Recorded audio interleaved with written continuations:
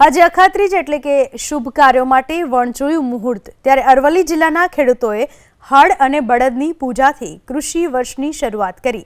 ઇસરોલ ગામના ખેડૂતો પરિવારના સભ્યો સાથે વહેલી સવારે ખેતરે પહોંચ્યા, જ્યાં ભૂમિપૂજન બાદ પશુઓ અને ખેતીના ઓજારોની પૂજા વિધિ કરી।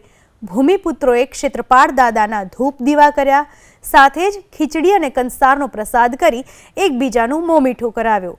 તો નવા વર્ષે ખેતીકામ માટે મહેનતાણું નક્કી કરીને અખાત્રીજના શુભ દિનની ઉજવણી કરી। આજે અખાત્રીજનો તહેવાર એટલે શુભ કાર્યો માટે વણજોયું મુહૂર્ત કહેવાય છે। ત્યારે આજના તહેવાર શુભ કાર્યો માટે તો મહત્વનો છે જ, પરંતુ ખેડૂતો માટે અખાત્રીજના દિવસનું વિશેષ મહત્વ હોય છે। આજના દિવસે ખેડૂતો પોતાના ખેતરોમાં નવા વર્ષની ખેતીનો પ્રારંભ કરતા હોય છે। શેલાથી સાણંદ જતા રોડ ઉપર આવેલા કણેટી ગામના ખેડૂતોએ અખાત્રીજના દિવસે ખેતીની શુભ શરૂઆત કરી।